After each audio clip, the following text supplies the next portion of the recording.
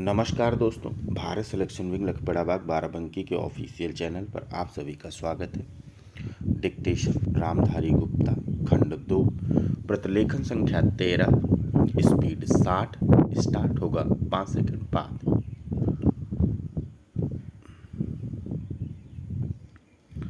महोदय, निस्संदेह ही आज भी हम भले ही कई मुश्किलों का सामना कर रहे हों, फिर भी हम 1991 के उन दिनों जैसी स्थिति में नहीं हैं।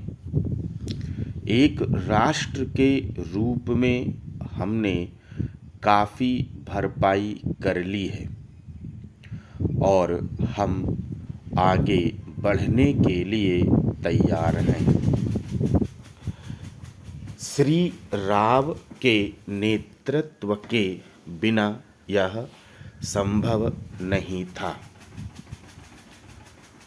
अब यह अटकल लगाना व्यर्थ और मूर्खतापूर्ण भी है कि कोई और नेता होता तो क्या कुछ ज़्यादा और बेहतर किया जा सकता था या नहीं।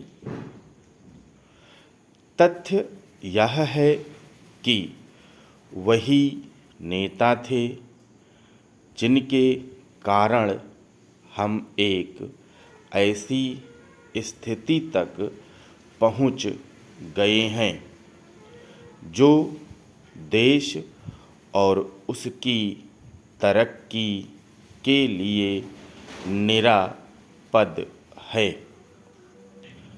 हम जिस अवधि से गुजरे हैं वह बहुत मुश्किल और हलचल पूर्ण थी।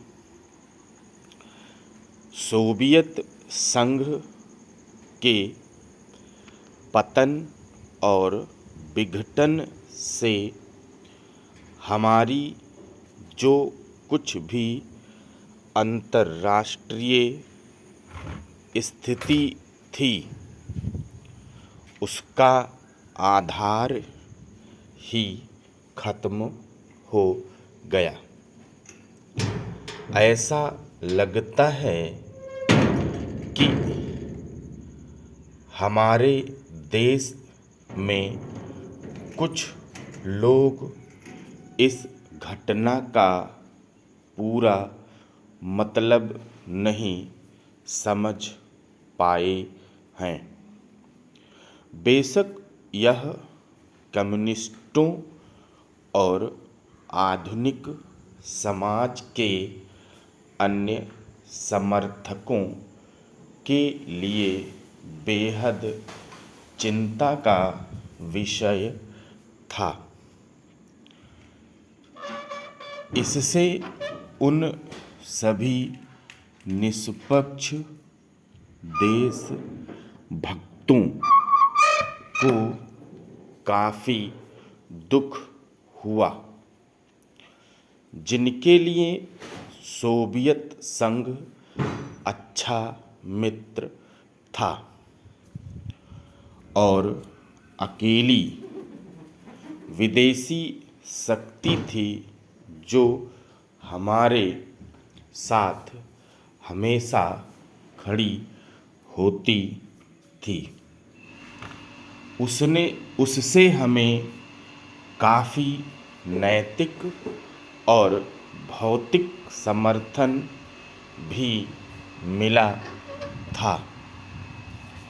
हमारे देश में सोवियत संघ के तमाम मित्रों में भी सभी लोग यह नहीं समझ पा रहे थे कि आर्थिक, वैज्ञानिक और प्रौद्योगिकी के हिसाब से इसका क्या मतलब था और है। जब हमें सख्त ज़रूरत थी तो कोई ऐसा नहीं था जिसकी ओर हम देखते। घबराने और अपने देश को दिवालिया राष्ट्र घोषित करने के बजाय प्रधानमंत्री ने मुश्किलों का डटकर मुकाबला किया। हमें इस संकट से निकालने की व्यवस्था की और साहस के साथ देश को एक नए आर्थिक रास्ते पर अग्रसर किया। कांग्रेस ने अपने चुनाव घोषणा पत्र में इसकी मोटी रूपरेखा न बना ली होती तो बेशक यह संभव न हो पाता। इस घोषणा पत्र के मुख्य निर्माता स्वयं राजीव गांधी थे और इसे तैयार करने में श्री राव उनके मुख्य सहायक थे। देश को संकट से उबारने और नए आर्थिक रास्ते पर ले जाने में बेशक मनमोहन सिंह की देशभक्ति, विद्वता और ख्याति महत्वपूर्ण कारण थे। नई आर्थिक नीति जनता के हित में नहीं है। इस काल्पनिक तथ्य को लेकर काफ़ी हंगामा मचाया जा रहा है।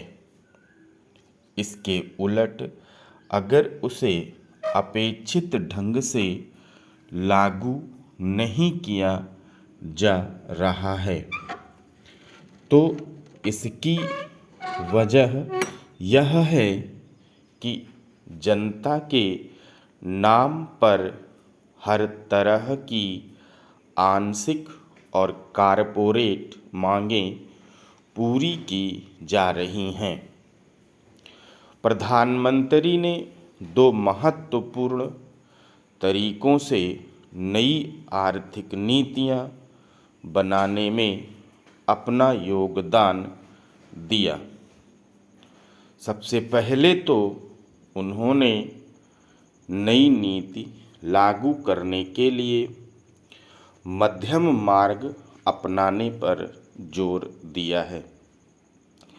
नए आर्थिक कार्यक्रम को लागू करने में उन्होंने जो दूसरा महत्वपूर्ण योगदान किया है वह है इसके पक्ष में राष्ट्रीय सहमति बनाना।